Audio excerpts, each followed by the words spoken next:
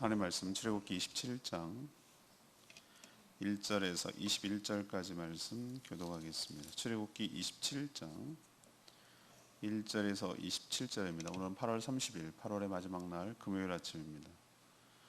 8월 31일자 본문 출애굽기 27장 1절에서 21절까지 말씀 교독합니다. 구약성경 122쪽입니다. 너는 조각목으로 길이가 5규빗, 너비가 5규빗의 제단을 만들되 네모 반듯하게 하여 높이는 3규빗으로 하고 그 네 모퉁이 위에 뿔을 만들어 그 뿔이 그것에 이어지게 하고 그 제단을 놋으로 싸고 재를 담는 통과 부삽과 대야와 고기 갈고리와 불 옮기는 그릇을 만들되 제단의 그릇을 다 놋으로 만들지며 제단을 위하여 놋으로 그물을 만들고 그 위 네 모퉁이에는 놋그리 넷을 만들고 그물은 제단 주위 가장자리 아래 곧 제단 절반에 오르게 할지며 또 그 제단을 위하여 채를 만들되 조각모로 만들고 놋으로 쌀지며 제단 양쪽 고리에 그 채를 꿰어 제단을 매게 할지며 제단은 널판으로 손이 비기에 만들되 산에서 내게 보인 대로 그들이 만들게 하라. 너는 성막의 뜰을 만들지니 남쪽을 향하여 뜰 남쪽에 너비가 100규빗의 세마포 휘장을 쳐서 그 한쪽을 당하게 할지니 그 기둥이 스물이며 그 받침 스물은 놋으로 하고 그 기둥의 갈고리와 가름대는 은으로 할지니라. 그 북쪽에도 너비가 100규빗의 포장을 치되 그 기둥이 스물이며 그 기둥의 받침 스물은 놋으로 하고 그 기둥의 갈고리와 가름대는 은으로 할지며 뜰의 옆 곧 서쪽의 너비 50규빗의 포장을 치되 그 기둥이 열이요 받침이 열이며 동쪽을 향하여 뜰 동쪽의 너비도 50규빗이 될지며 문 이쪽을 위하여 포장이 15규빗이며 그 기둥이 셋이요 받침이 셋이요 문 저쪽을 위하여도 포장이 15규빗이며 그 기둥이 셋이요 받침이 셋이며 뜰문을 위하여는 청색, 자색, 홍색 실과 가늘게 꼰 배실로 수놓아 짠 20규빗의 휘장이 있게 할지니 그 기둥이 넷이요 받침이 넷이며 뜰 주위 모든 기둥의 가름대와 갈고리는 은이요 그 받침은 놋이며 뜰의 길이는 100규빗이요 너비는 50규빗이요 세마포 휘장의 높이는 5규빗이요 그 받침은 놋이며 성막에서 쓰는 모든 기구와 그 말뚝과 뜰의 포장 말뚝은 다 놋으로 할지니라. 너는 또 이스라엘 자손에게 명령하여 감나무로 짠 순수한 기름을 등불을 위하여 내게로 가져오게 하고 끊이지 않게 등불을 켜되 아론과 그의 아들들로 회막 안 증거궤 앞 휘장 밖에서 저녁부터 아침까지 항상 여호와 앞에 그 등불을 보살피게 하라. 이는 이스라엘 자손이 대대로 지킬 규례이니라. 아멘. 자, 이번 주는 내내 성막의 성구들에 대해서 얘기를 한다고 했죠. 오늘은 성막에서 어쩌면 가장 중요하다고 할 수 있는 번제단, 그리고 울타리 역할을 해줄 휘장, 그다음에 문, 등잔 때 사용할 올리브 기름, 감람유에 대해서 지금 설명하고 있습니다. 제물을 태울 제단은 역시 조각목으로 틀을 만들고 이번에는 금이 아니라 놋으로 만들었어요. 아마 열 때문에 그런 것 같아요.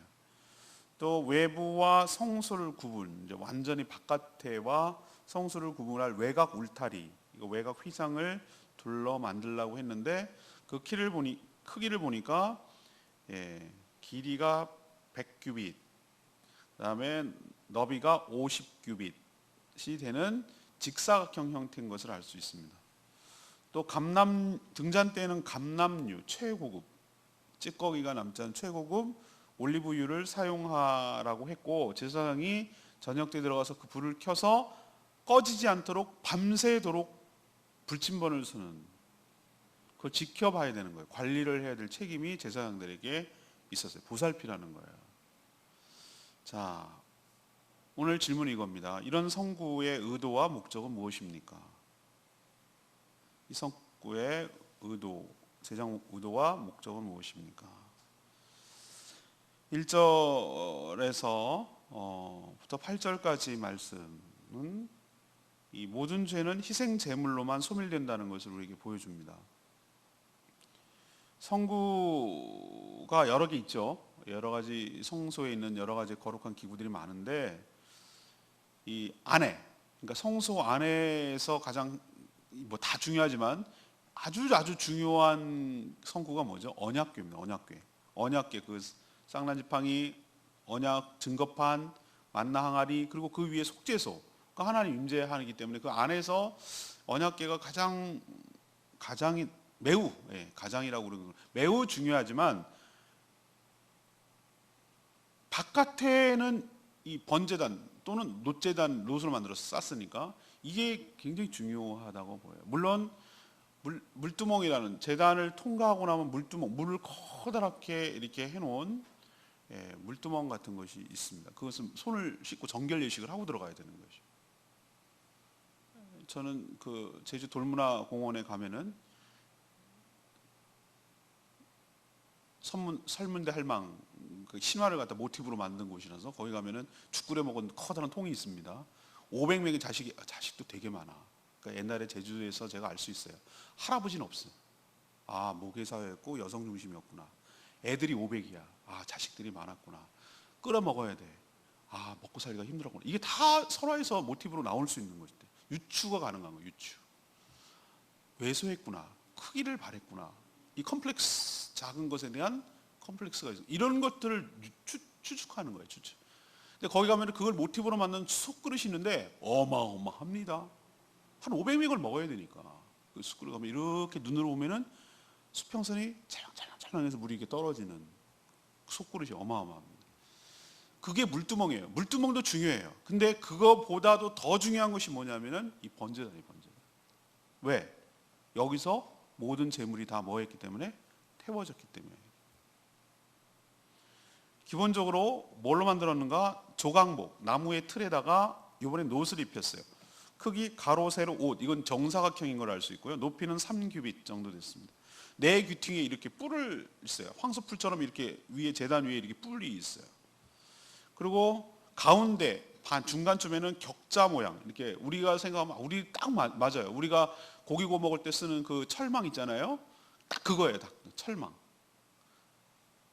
아니, 그거 가스로 데펴 먹는 거 말고 숯불 구이할 때 그 철망이 그 번제단 중간 안에 들어가면 이렇게 격자 무늬로 이렇게 그물 모양으로 이렇게 중간에 걸려 있었어요. 그래야 그 밑에서 나무든지 뭐 이런 걸로 태우면 그 위에 올려진 재물이 타서 올라갈 거 아니에요. 그 태우는 곳이었어요. 태우는 곳. 그래서 이 제단을 번제단이라고 불렀고, 왜? 재물 입장에서 보면. 그리고 뭘로 만들어졌느냐의 입장에서 놋제단이라고 불렀고.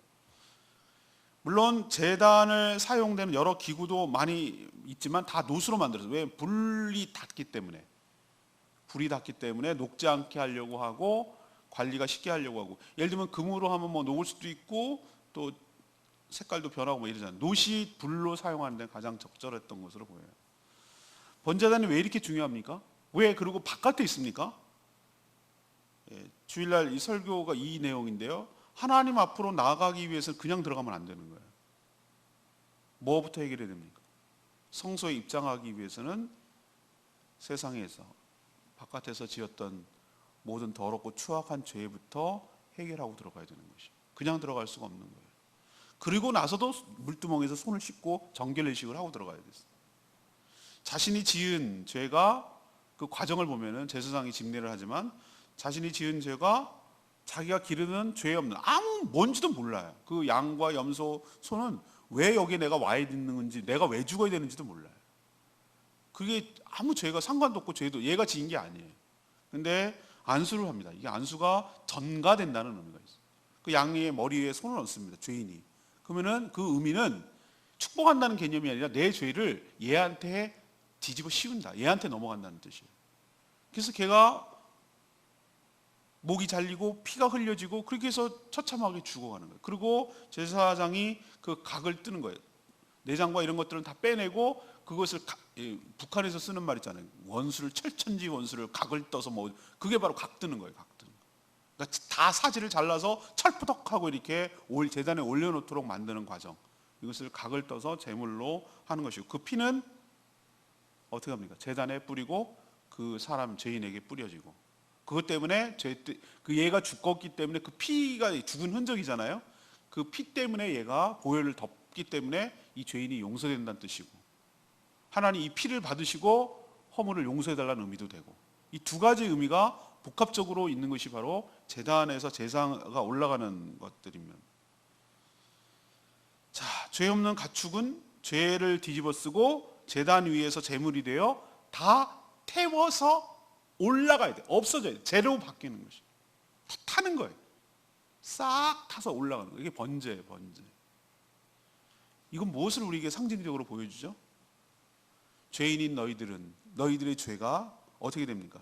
네가 죽었어야 되는데 저렇게 죽어야 되는데 피 흘리고 죽어서 해야 되는데 대신에 희생 제물이 대신 죽어서 너 대신에 죽어서 피 흘리고 죽어서 너의 죄가 제단 위에서 하나도 남김없이 죄값을 치르느라고 다 태워져야 싹 다 태워져야 소멸이 되어야 비로소 너의 죄가 없어지고 하나님 거룩한 하나님 앞에 나갈 수 있다라는 것을 보여주는 거예요.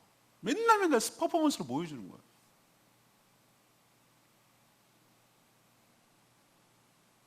사실 이런 제사와 제단은 불완전한 거예요. 하나님께서 모형으로 보여주는 거예요. 모형으로.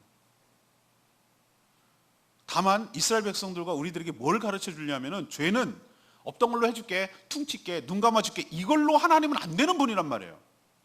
하나님은 거룩한 분이기 때문에 그렇게 할 수가 없어요. 스스로가 그렇게 할 수가 없어요.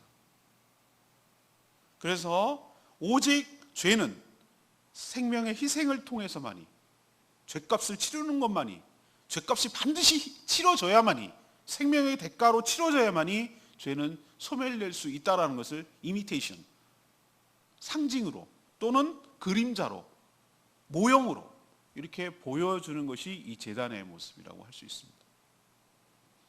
그래서 나중에 궁극적으로 이런 것을 완벽하다면 왜 또 반복해서 이 제물을 드려야 되겠어요? 이건 불완전하다는 뜻이에요. 그러나 예수님이 신약에 와서 자기 스스로가 동물이 아닌 사람으로서 예수님은 유일하게 죄가 없는 분으로서 성령으로 잉태하사 동정녀 마리아에게 나시고 이게 그런 의미예요.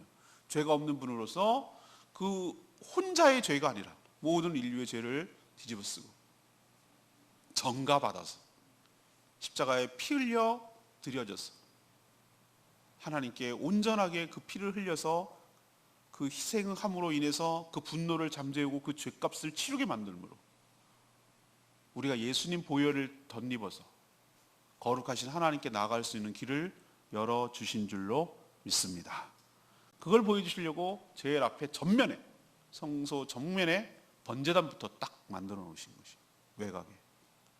자, 두 번째 이번에는 외형을 보여주는 울타리 외벽들을 만드는 건데 예수 이제 9절에서 19절까지입니다. 예수 그리스도만이 유일한 문이라는 것을 우리에게 보여주는 상징하는 것이에요. 자, 성막은 내부에 성소가 있다면 밖은 뭐가 있습니까? 가장 중요한 놋제단, 번제단이 있고 그 앞으로 나가면 물두멍이 있고 그리고 성막과 외부 세상을 구분짓는 휘장이 있었어요. 지금으로 치면 일종의 담, 울타리 같은 것이었어요. 크기가 남과 북, 이거 독특합니다. 동쪽이 문이에요. 우리가 생각할 때 북쪽이 문인 것 같죠? 근데 항상 성소는 동쪽이 문이에요. 여러분을 보면 이쪽이라고 해야 되겠구나. 동쪽이 문이에요. 이쪽이 서쪽이고요. 북쪽, 남쪽이 있어요. 북쪽, 남쪽은 100규빗. 100규빗이면은 45m. 우리 100m 달리기 생각하세요. 45m. 왜? 그 다음에 이쪽 서쪽은 어디게 됩니까? 서쪽은 거기에 반에 해당하는 50규빗, 22.5m 직사각형인 것을 알 수 있어요. 그러면 왜 동쪽은 왜 안 해놓습니까? 여기가 바로 뭐예요? 출입구예요. 출입구. 그래서 똑같은 휘장이지만 여기 휘장은 좀 달라요. 출입구 휘장으로서 기둥이 4개 박혀 있어야 되고, 큰 기둥이 거기를 통해서 그 성소 내부에 있던 그 실, 청색, 자색, 홍색, 가늘게 꼰 배실, 요 4가지로 이렇게 휘장을 만들어서 문 역할을 했어요. 그리고 남과 북은 기둥과 받침을 각각 몇 개를 만들라고 그랬죠? 20개씩 만들고, 서쪽은 반이니까 10개 만들고, 그래서 기둥을 만들고 받침을 이번에 노수로 세웠어요. 그리고 그 이스라엘 백성들이 가장 많이 옷감으로도 활용하는 세마포로 우리로 치면 외장이 벽돌로 싼 게 아니었어요. 천으로 쌌어요. 천으로. 그러니까 세마포라는 것을 둘렀어요. 이렇게 우리 랩 씌우듯이 기둥을 만들어서 랩 씌웠어요. 다만 출입문의 동쪽은 포장은 15규빗으로 하고, 기둥과 받침은 4개 하고, 각종 색깔의 수로 놓은 것을 20규빗의 휘장으로 이렇게 늘어뜨려서 들어갈 수 있겠습니다. 외곽 휘장의 높이는 모두 5규빗이었어요. 5규빗이 뭐냐면 2.25m. 그러니까 이것은 어떤 정도의 것이죠? 옛날에 아무리 거인이 해도 2m, 서장훈도 2m가 되나? 2m 되는구나.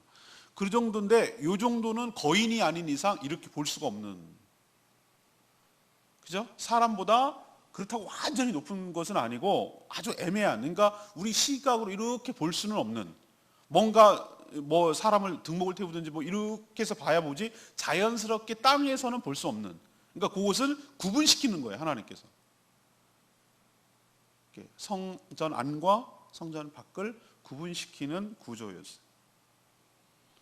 외부 휘장은 정부 성막이 외부와 구별되는 거룩한 장소라는 것을 보여주고, 함부로 이렇게 넘나 볼 수 없게 하고 외부의 무단 침입을 막는 역할을 하고 있어요. 이 성막 안에서 제사도 이루어지고 제사장들의 어떤 교육도 일어나는 장소였어요. 그걸 뜰이라고 불렀어요. 그렇게 외곽이 쳐지고 그 안에 성소가 있으니까 그것을 성전뜰, 나중에 성전뜰이 됩니다. 이게 그걸 불렀어요. 유일한 문은 어느 쪽입니까? 동쪽입니다. 예수님 뭐라고 그랬습니까? 내가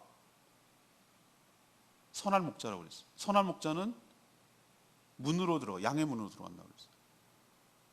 문으로 들어가지 않는 것은 절도요 강도라고 그랬어요. 내가 길이요 진리요 생명이라고 그랬어요. 나로 말미암지 않으면 하나님께 갈 수가 없다고 하셨어요. 성소 안으로 들어가는데 북쪽으로 들어가거나 남쪽으로 들어가거나 서쪽으로 들어가는 것은 다 절도요 강도요 그렇다는 거예요. 어디로 들어가야 되는가? 하나님께서 제시한 문, 동쪽 문, 양의 문, 바로 예수 그리스도를 통과해야 거기 안으로 들어갈 수 있다는 것을 우리에게 상징적으로 보여주고 있는 줄로 믿습니다. 자신의 몸을 찢어서 휘장을 가르시고 그 가운데로 통과해서 하나님을 만날 수 있도록 해주신 것, 이것이 바로 예수 그리스도의 역할이었어요. 그래서 우리가 두 번째로 우리가 기억해야 될 건 이겁니다. 우리가 하나님께로 나아갈 수 있는 유일한 길은, 근거는 오직 예수 그리스도 뿐임을 기억하시고 감사하는 저와 여러분 되기를 소망합니다. 예수 그리스도 아닌 것은 그 어떤 것도 길과 진리와 생명이 될 수가 없어요. 왜 기독교가 이렇게 배타적이냐, 왜 이렇게 포용적이지 못하냐라고 많이 얘기를 해요. 그러나 진리는 진리가 아닌 것과 구별될 때 진리라고 말하는 거예요. 이것도 진리, 저것도 진리, 저것도 진리. 그러면 지금 진리가 아닌 것이에요. 진리는 진리 아닌 것과 뚜렷하게 구별되는 게 진리예요. 예수 그리스도가 진리예요. 그분이 길이요 진리요 생명이에요. 나로 말미암지 않고는, 예수님을 통과하지 않고는 하나님께로 갈 수 없다고 그랬어요. 예수 그리스도를 부정하는 자, 예수 그리스도를 왜곡하는 자, 예수 외에 또 다른 길이 있다고 하는 자, 그건 개구멍이에요. 정식문이 아니에요. 동쪽으로 난 문, 이 문이 하나님께 나아가는 유일한 출입구이며 문인 줄로 믿습니다. 세 번째는 20절에서 21절까지 짧게 나오는 건데, 늘 성령의 불로 비춰야 된다는 것을 우리에게 가르쳐줘요. 자, 이번에는 갑자기 외곽 가다가 쑥 들어와서 성소 내부의 등잔 얘기를 해요. 성막 내부를 밝힐 등잔대에 사용할 기름은 오직 감람이라고 표현됐지만, 우리는 이제는, 저는 어렸을 때만 해도 감람이 뭔지를 몰랐어요. 근데 이제는 이렇게 올리브유가 대중화될 줄은 내가 진짜 몰랐어요. 전 이스라엘 여행 가서 이게 올리브구나 라는 것을 그때 처음 본 것 같아요. 그 전에 좀 보긴 했어도 희귀했어요. 요즘은 너무 흔해졌어요. 올리브 잎사귀도 그렇고 뷔페 가면은 까맣고 초록색 된 거 동글동글한 거 그거 한번 먹어줘야만 왠지 될 것만 같고, 올리브유는 너무 일상화 돼버렸고 그렇단 말이에요. 우리의 옛날에 우리는 어떻게 썼습니까? 만약에 석유가 없었을 때, 석유건로가 없었을 때는 뭐 들기름이나 바깥에 가면 뭐 해바라기 너무 비싸고 하여튼 피자만가 뭐 그거 동그랗게 생긴 털 부실부실한 거 그거 기름 짜가지고 쓰고 하여튼 여러 가지 기름이 있었겠죠. 제주도는 유채유가 있구나. 유채 기름을 써. 아무튼 등잔을 밝힐 수 있는 건 석유가 발견되지 않았을 때는 뭐합니까? 그걸 쓸 수밖에 없는 거예요. 우리는 참기름을 어디다가 거기다 등불을 밝히는 데 쓰나 그러는데 없으면 어떡할 건데? 뭐라고 써야 될 거 아니에요. 들기름을 쓰든 뭐라고 쓰든 써야 될 거 아니에요. 그때 하나님이 기름 종류를 딱 명시해 놓으셨어요. 오로지 감람유, 올리브유만 써라. 그것도 채를 걸러가지고, 왜 기름도 굉장히 등급이 많습니다. 최고급 찌꺼기라고 요만 왜 불똥 나고 막 끓음 나고 그러면 안 되니까 아주 고운 채로 걸르고 아주 순수한 올리브유, 그냥 마셔도 되는 먹어도 되는 순수한 기름만 성전에서 사용할 수가 있었어요.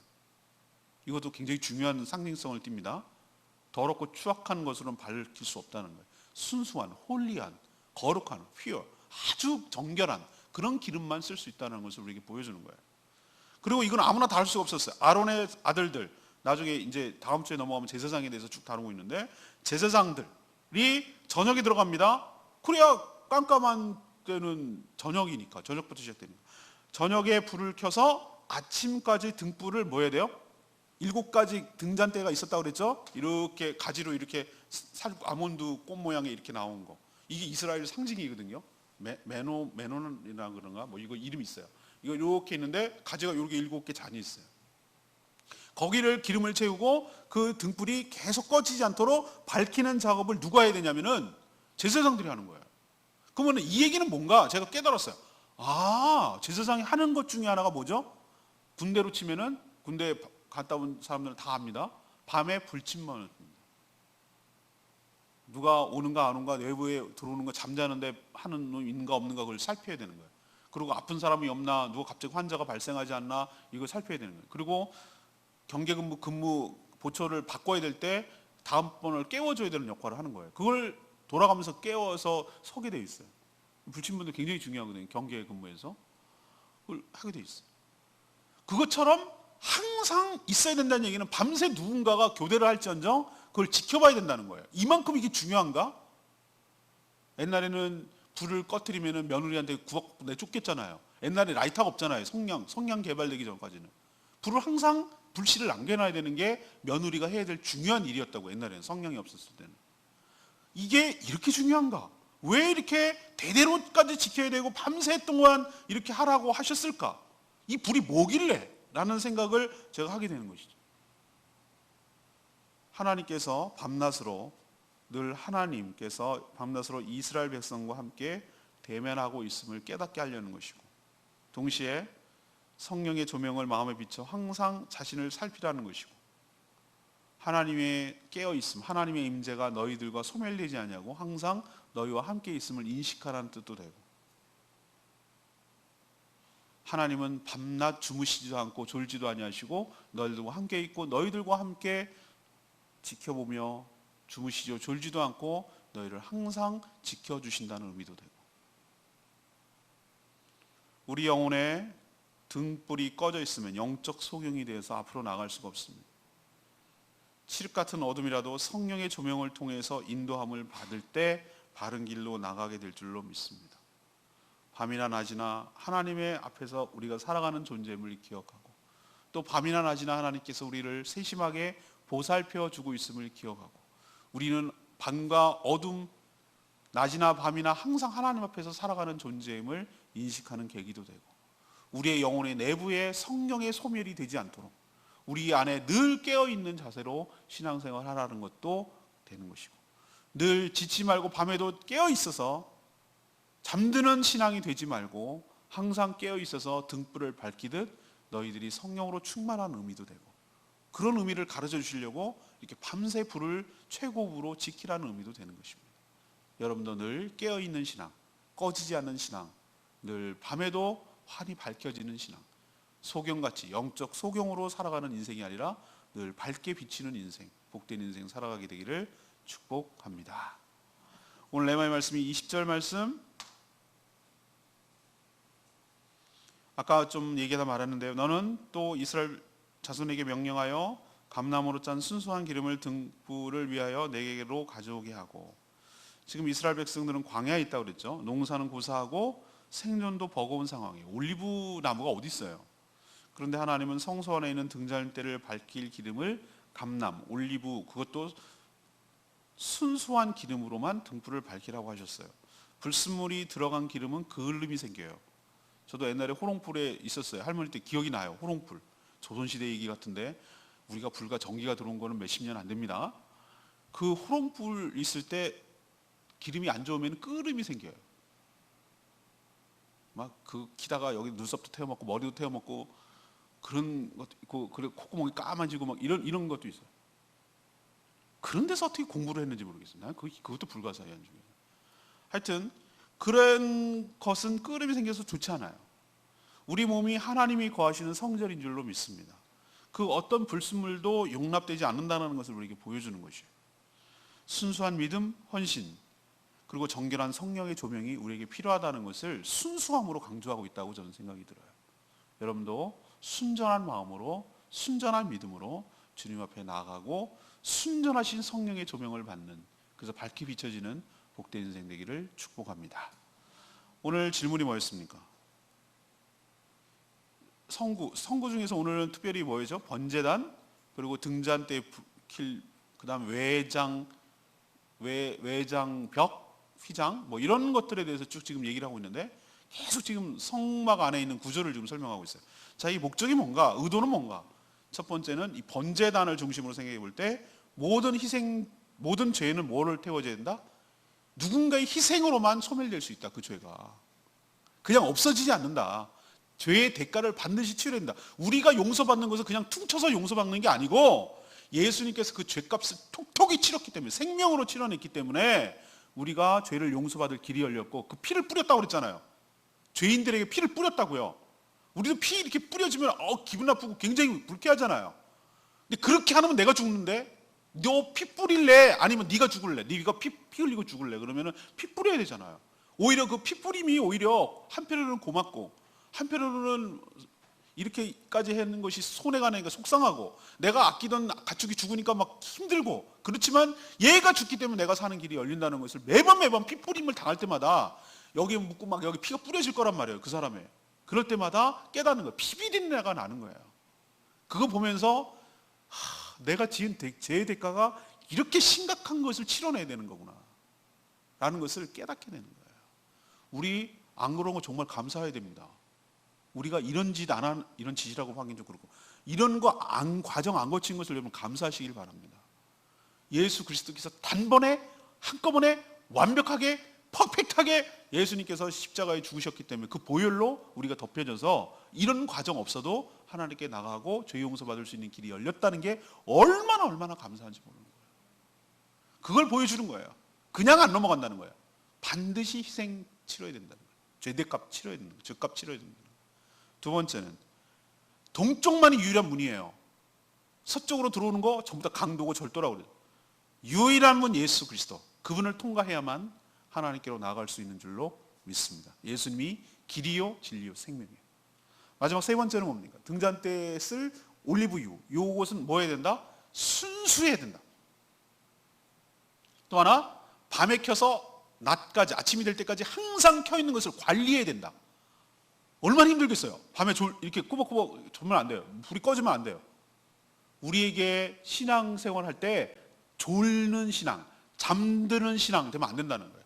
깨어서 항상 내 영혼이 밝히 빛나도록, 내 안에서 소멸되지 않도록, 어두워지지 않도록, 영적 소경이 되지 않도록 우리가 늘 성령의 조명을 받도록 우리가 늘 깨어있는 신앙이 되어야 된다는 것, 그것을 우리에게 도전하고 가르쳐주고 있는 줄로 믿습니다. 저 내일 계속 이어지겠습니다. 오늘 8월 마지막까지 하고 하고 내일부터는 제사장에 대해서 언급하게 되겠습니다. 오늘 말씀 붙들고 찬양지 258장 은혜로만 들어가네 이 찬양 부르고 기도하겠습니다.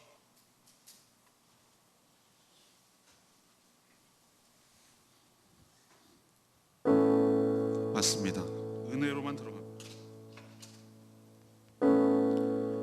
우리가 어떻게 하나님 앞에 서겠습니까? 예수 그리스도의 어린 양의 보혈로 들어갑니다. 이게 주님의 하나님의 은혜입니다. 은혜로만 들어가네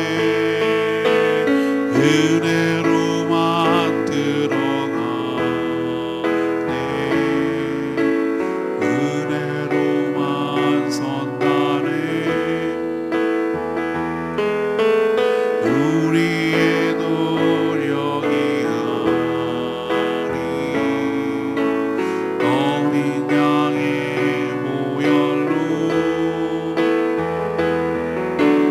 그분의 임재 가운데 오라 하시네 우리를 부르신 그 은혜로 들어가네 주님의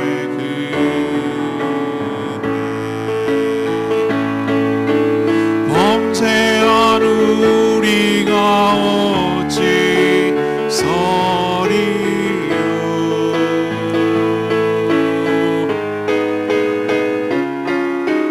어린 양의 보혈이 깨끗게 하시네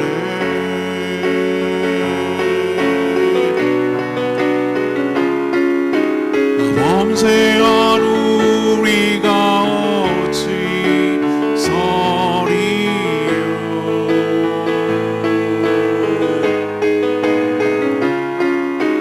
어린 양의 보혈이 깨끗게 하시네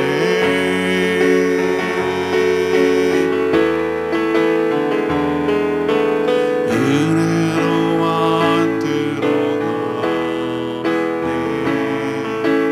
은혜로만 선다네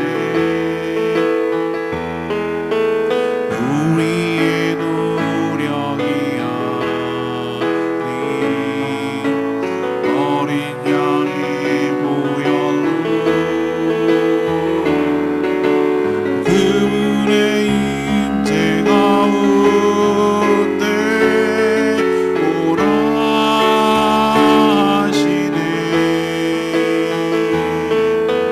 우리를 부르신 그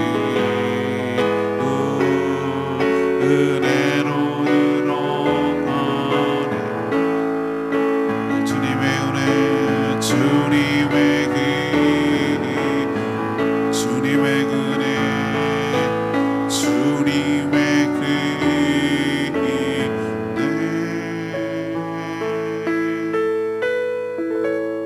맞습니다. 맞습니다. 맞아요. 어떻게 우리가 하나님께 들어갈 수가 있겠어요? 우린 그렇게 죽어야 되는 존재였어요. 예수 그리스도의 보혈의 은혜 그분의 임재 가운데 들어갈 수 있는 유일한 길인 줄로 믿습니다.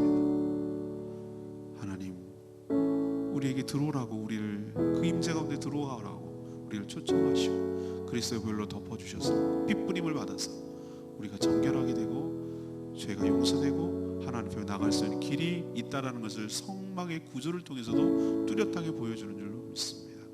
그 하나님 은혜에 진심으로 감사하며 우리가 늘 영으로 깨어있는 불이 소멸되지 아니하는 순수한 기름으로 사용해서 하나님께 우리의 영혼을 각성시키고 하나님께 나아가는 그 하나님의 보호와 그 하나님의 은혜를 경험하는 저희들 되게 해달라고 다 같이 주여 외치며 기도하겠습니다. 주의 아버지 은혜로만 들어가네 은혜로만 선다네 우리의 노력이 아니 어린 양의 보혈로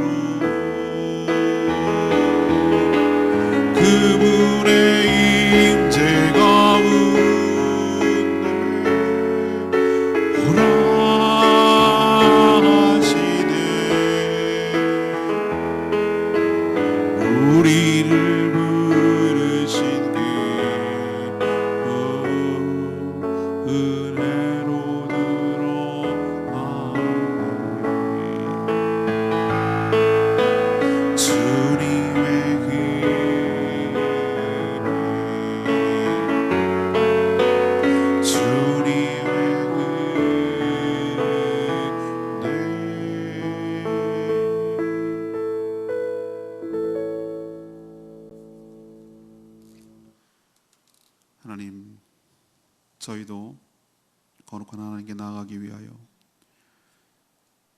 예수 그리스도의 그 보혈을 덧입게 하시고 성령의 불로 우리의 더럽고 추악한 죄를 다 태우고 정결하게 나가게 하여 주시옵소서. 이런 제단과 제물의 번거로움을 단박에 완전히 해결해 주신 주 예수 그리스도의 십자가 희생의 그 보혈에 진심으로 감사를 드립니다. 보혈로 우리를 뿌려주시고 우리의 허물과 죄를 덮어주시고 거룩하신 하나님을 만나게 하여 주시옵소서.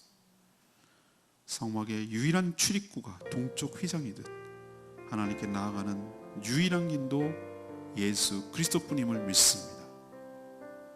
예수님만이 길이요 진리요 생명인 줄로 믿습니다. 나로 말미암지 않고는 하나님께 갈 자가 없다고 분명히 말씀하셨습니다. 다른 곳으로 넘어가는 자는 모두 절도며 강도임을 압니다. 늘 성령의 조명으로 저희를 살피게 하여 주시옵소서. 순수한 올리브유로 등을 밝혔듯이 순수한 믿음과 헌신으로 주님께 나아가며 드려지게 하여 주시옵소서.